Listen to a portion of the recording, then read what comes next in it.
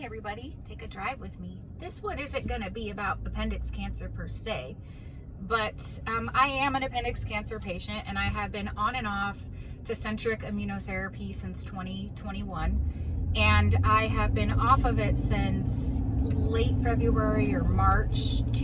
I took a break to pursue Chinese medicine, and while I was on Chinese medicine, right before I started that, I started getting flares that seemed to be brought on by stress. And I'm calling them flares because I would get stressed and then I would get low-grade fevers and extreme abdominal and back pain, lower back pain, flank pain, and crippling fatigue, and even nausea and some dry heaving, nearly vomiting, lots of saliva, I had to spit up, stuff like that.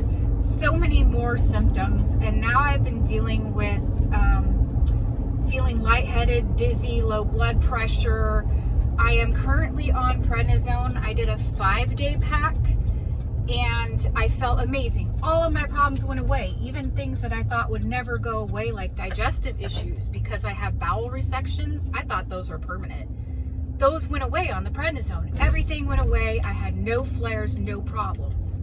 A few days after finishing the prednisone pack, I got stressed out and I had another low-grade fever. The pain came back. I was crippling fatigue again. Stuck in bed. I had to sleep for days. I called the oncology team right away because they prescribed the prednisone to me, and I told them that it was happening again. And so they put me on prednisone again for a longer 2-month course, and I have been on that for a couple of weeks now. And as soon as I started it, all the symptoms went away again. Besides, when I get really stressed out, I seem to have some breakthrough pain.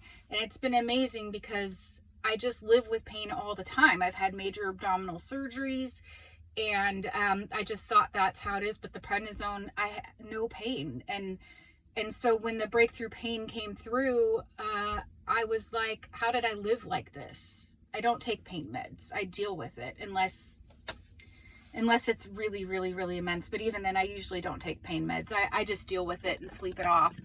But anyway, I just had a couple of bad days with really low blood pressure, lightheadedness, and the fatigue and pain. And anyway, if you have Addison's disease or adrenal fatigue or adrenal insufficiency, especially if it was caused by immunotherapy, because I'm hearing in my community from a few other people that has happened to them from immunotherapy, and it can happen.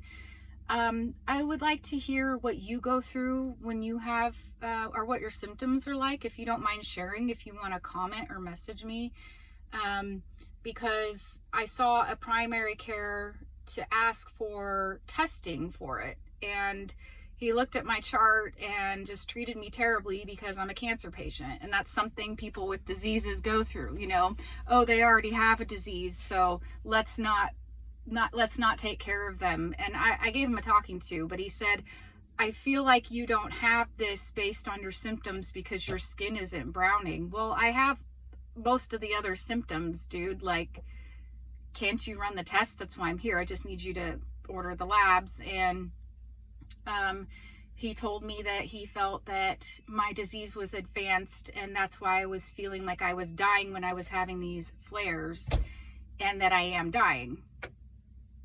And he's just a primary care physician. You know how they always want you to go to specialists. He's not a specialist in my disease. I do have specialists on my team that are watching me. I have my oncology team that watches me. I am not dying from my disease right now, from cancer. There's something else going on. And the fact that I wasn't listened to, and I know other patients aren't, I know people go through this all the time. It's just that, oh, well, you have cancer, so let's not test for anything else. Well, we have other things happening that we need managed. And something people need to understand is that diseases are often, or illnesses are often chronic. They're not always deadly, at least not right away. And for quality of life, patients need to be heard, and these things need to be diagnosed and managed. And I just don't understand how a doctor can not see that. And I told the doctor, I did tell him right away. I said, this is the problem that cancer patients and other patients deal with, because you see that I'm a cancer patient and I'm stage 4, and you think that everything's cancer, but there are other things that we deal with too that need to be managed. And anyway, he did seem ashamed. And I think looking back, he did come in, he was nervous to talk to me because of the symptoms I had reported before he came in.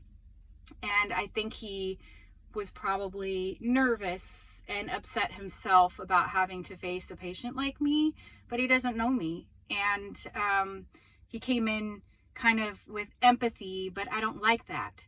I prefer doctors to be mostly professional. I love medical professionals that crack jokes and stuff, but I do not like it when they come in with pity on their face and feeling sorry for the patients. I feel like that's a huge disservice to us.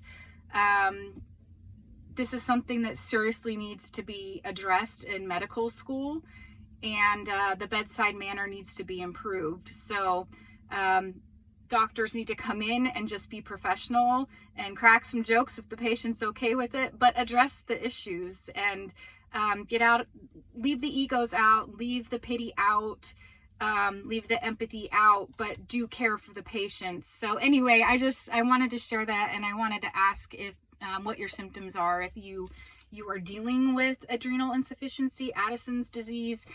Please share. I would really appreciate it so I can gather more information.